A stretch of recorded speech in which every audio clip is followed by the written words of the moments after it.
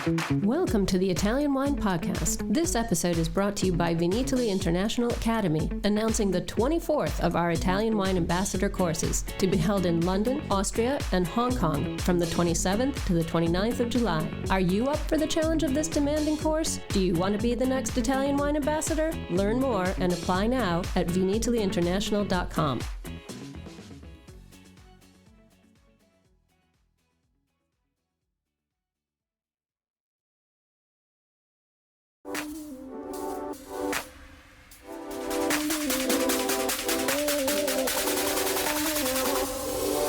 Welcome to this episode of On the Road Edition, hosted by Stevie Kim.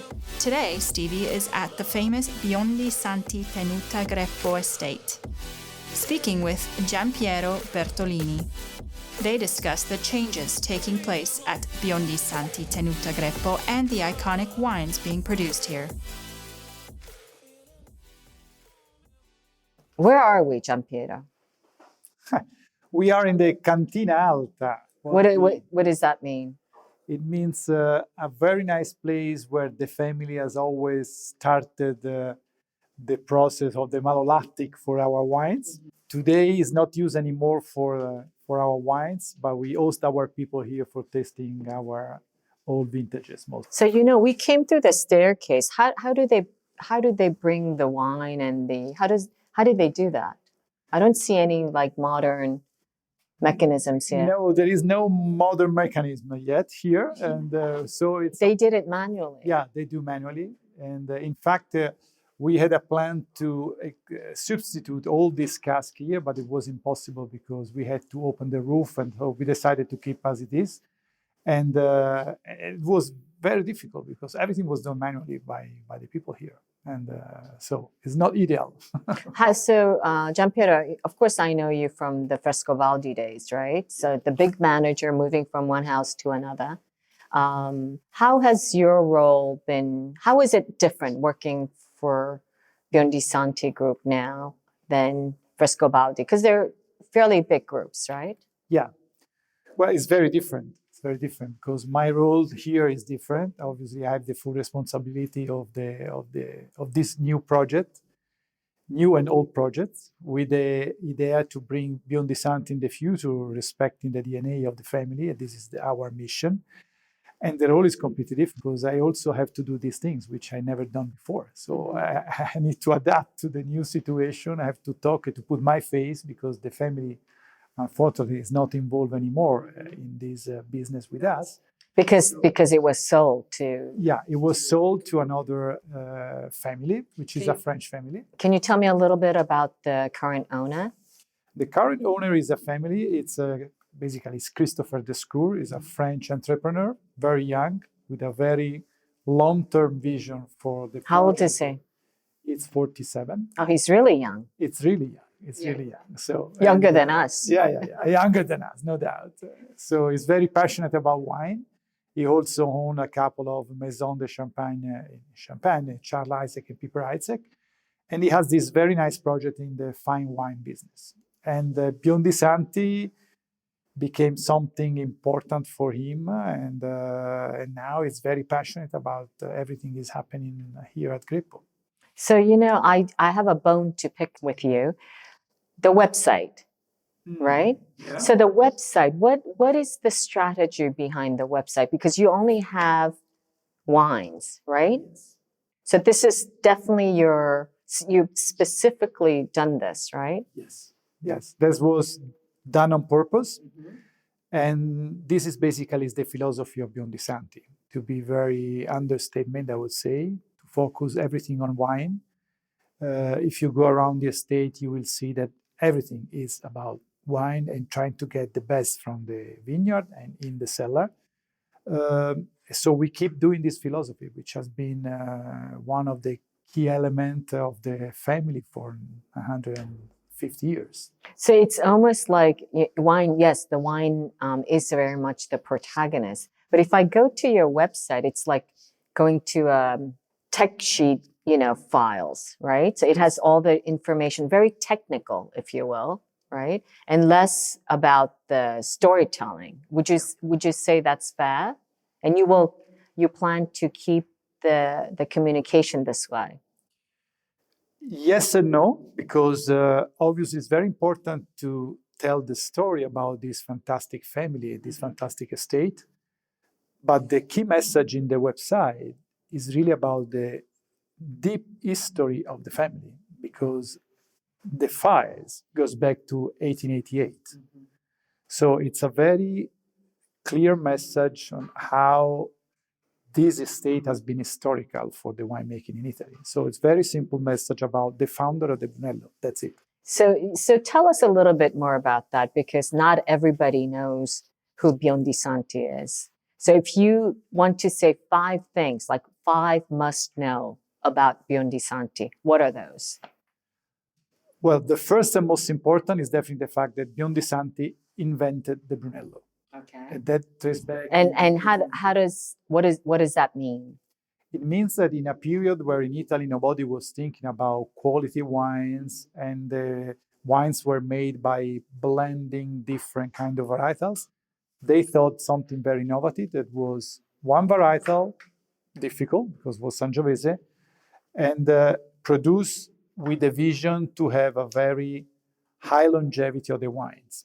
That's why today, if you taste our 1891 or 1888 or 1925 vintage of Riserva, which we still have here in our cellar, you really have wine that are still alive, and which is very rare in Italy, I would say. So the second point is that every generation of the family has left something very important here. The son of Ferruccio Biondi Santi, which was the inventor of the Brunello, was Tancredi. And Tancredi, for example, was the one that was called by the Italian government in the 60s to write the rules of the appellation here when the appellation was founded. A Brunello. The Brunello appellation. So, and this rule is still followed today by all the producers here in Montalcino. So that was something important, recognizing that the family has set the bar for the quality here in Montalcino. And today, Montalcino is one of the most renowned areas in terms of quality wines in Italy. So that was very relevant. Another important point that, for example, Franco Biondi Santi left, the son of Tancredi, who I've had the greatest pleasure of meeting. Mm-hmm. So Franco was an innovator for his period. He was the one that selected the famous clone BBS 11, which means Brunello Biondi Santi 11, which was the first clone ever carrying the name of a family. And there was a huge study that lasted 7 years, and finally they selected a clone which was specifically suitable for this area. And we still use this clone today here. So he was an innovator. Another point, he introduced the controlled temperature here in the fermentation, which was in the 80s, which was something quite new in that period. But another important point... But the controlled temperature using different vessels? Yeah. And another point which was extremely important for the appellation was what Franco did in the 90s. He organized a huge event here at Greppo in 1994, displaying 100 years of wines from 1888 to 1988. So he put together 15 different vintages ranging from these two dates. And that was very important because it was a period where in Tuscany, there was a big fashion behind the Super Tuscan, which are great wine, but very different from the traditional Brunello like this one. And with this tasting, with 15 journalists coming from all over the world, he proved how the good Brunello, traditional Brunello, could really last for such a long time. And he put back on the map of the fine wines in the world the Brunello, in a period where Brunello was really suffering. And after that, what happened in Brunello? I mean, there was the explosion with the vintage 97, 99, and so forth. So that was extremely important for the appellation, really, because he was the man that really put back and rebalanced a little bit the role of the Brunello in the fine wines. So these are steps that really contributed to build this iconic estate, which has been recognized. I actually have a question from one of my team members, and I think this is a very good question. So first of all, you have, how many wines do you have? We have 3 wines: Okay. Rosso di Montalcino, the regular Brunello, and the then the Riserva. Riserva. That's it. Okay, that's it. Pretty simple, Yes. right? Are you enjoying this podcast? Don't forget to visit our YouTube channel, Mama Jumbo Shrimp, for fascinating videos covering Stevie Kim and her travels across Italy and beyond, meeting winemakers, eating local food, and taking in the scenery. Now back to the show.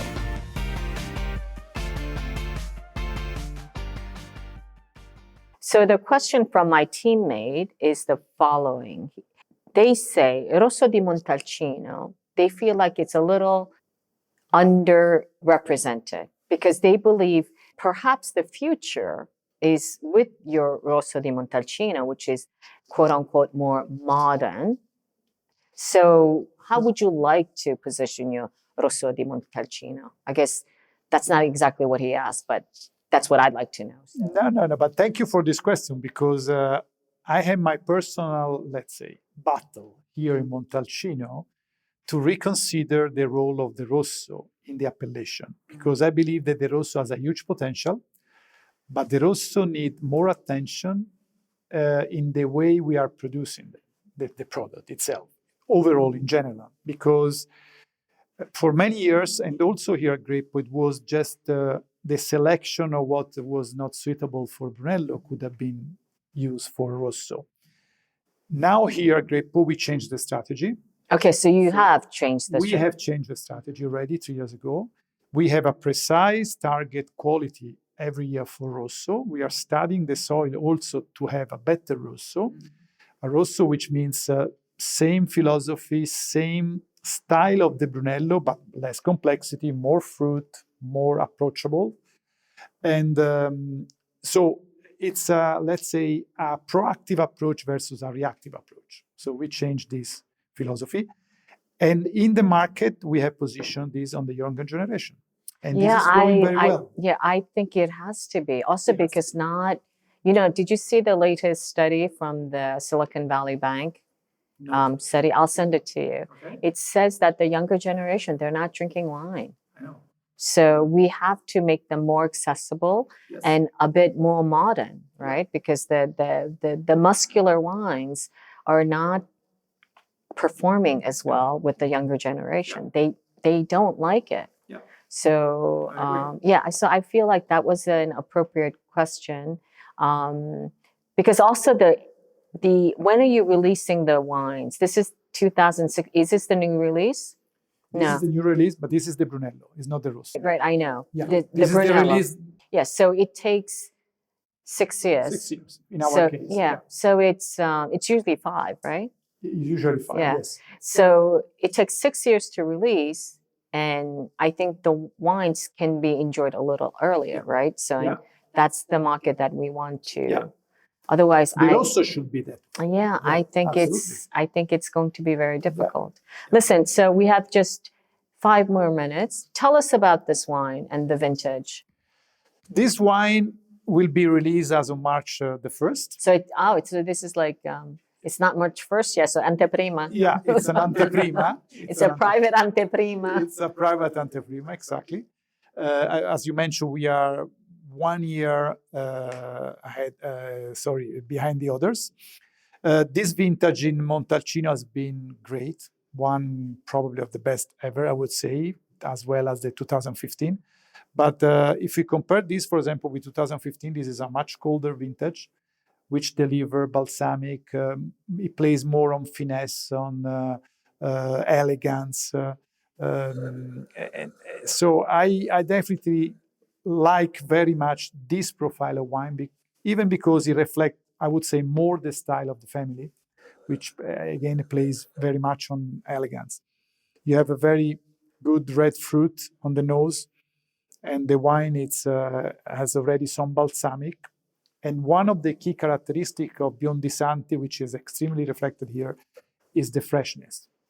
So you feel this wine, how it's fragrant and it's fresh in the mouth, and this provides longevity, provide, I would say, drinkability. And also, I would always suggest to pair wine with food.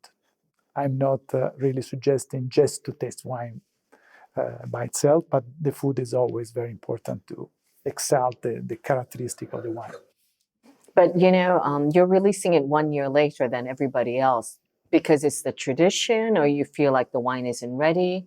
What is? No. There is a technical reason behind it. Mm-hmm. We decided to increase the time in the bottle before releasing the wines. And this time in the bottle is the 1 year more that we had, and we keep at this state.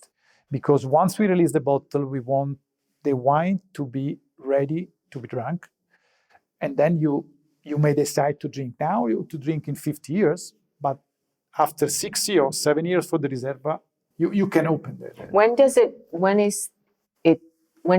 it show its maximum potential? At what age? It's difficult to say. I mean, it depends on the vintage, exactly. right? It depends very much on the vintage. But this is a very good vintage, like the 15. Yeah. But they are different in that respect because the 15 is much warmer. So probably the peak will be in a shorter period of time than this. This is going to be a longer longevity probably. And I would say in 4 to 5 years, you already get a very good wine. And then gets into the period that you start perceiving the tertiary aromas, which provide different experiences. So to me, it's different to say there is a window, because our experience here at Greppo, then when we taste all the Riservas, today are good, and 6 months they change and maybe are not as good. So it's a cyclical more than like this, Who's the winemaker now? The winemaker here is Federico Radi. Mm-hmm. Federico has been working for more than 20 years with Sangiovese in Tuscany, different producer here. And he came on board in 2017. So his first vintage, it's 17. Oh, so we haven't seen his wine yet. No, I mean, he followed the wine in the cellar, but the harvest was done by Jacopo Biondi Santi at that time. Yeah. So in terms of the style, since the new company took over, the new family took over, it hasn't altered the style. No, not at all. So the magic formula you're still keeping in a way. Right? Absolutely. We changed nothing here, neither in the vineyard nor in the cellar. We try to be more precise. We have to move forward in a way that we need to be more precise, but the style has to stay as it is. More precise in the vineyard or in winemaking? In both? In both. In the blending, in the tasting. We do a lot of tasting. Every other week we do tasting with the technical team of the different parcels that we have identified. And this is a structural work that should bring us to be more precise for the blending, the final blending of each vintage. So my last question before I let you go, because it's 4. First of all, thank you for having me. I just called you yesterday. I'm like, Giampiero. It's always a pleasure to meet you, Steve. What is the biggest challenge that lies ahead right now? In the next, I would say, 2 to 3 years for your company. Like, what would you like? What is your objective? What would you like to accomplish? I mean, it's short term. Yeah, it's short term, but the most important thing is to reconnect with all the people around the world and to show what is Biondi Santi in real, because we realize that majority of the people knew Biondi Santi very well as a name, but they didn't taste the wine. So we need to put the wine in front of the people to talk about our history through the wines and to reconnect all these people. That's the first priority. Mm-hmm. The second one is to, acquire credibility in our project, because it's obvious that when the French came to Montalcino, there was an issue of credibility. So we focus very much to show everyone what we are doing here, because this is the best way to show how we are preparing the future. So to build credibility in our team, in our project, to me, it's absolutely key to, put Biondi Santi back in the arena of the best wine of the world. But do you mean credibility? Do you mean trustworthiness, or from the local? Not from the local, from the wine community. From the wine community, because it's quite normal that a family that has been on board for 150 years and sold to a French family, company, the people could ask themselves what is going to happen at Greppo now. So, and what we are doing since I joined here 3 years ago is just to show what we are doing in the vineyard, in the cellar, in the wine, testing the wine. The people should judge themselves. So it's a process, and this process should prepare the ground for the future, because I believe this is a key element for the credibility of the whole project and the wines. Okay, great. Listen, thank you so much. Grazie, Stevie. Thanks for listening to this episode of Italian Wine Podcast, brought to you by Vinitaly Academy, home of the gold standard of Italian wine education. Do you want to be the next ambassador? Apply online at vinitalyinternational.com for courses in London, Austria, and Hong Kong, the 27th to the 29th of July. Remember to subscribe and like Italian Wine Podcast, and catch us on SoundCloud, Spotify, and wherever you get your pods. You can also find our entire back catalog of episodes at ItalianWinePodcast.com. Hi guys, I'm Joy Livingston, and I am the producer of the Italian Wine Podcast. Thank you for listening. We are the only wine podcast that has been doing a daily show since the pandemic began. This is a labor of love, and we are committed to bringing you free content every day. Of course, this takes time and effort, not to mention the cost of equipment, production, and editing. We would be grateful for your donations, suggestions, requests, and ideas. For more information on how to get in touch, go to ItalianWinePodcast.com.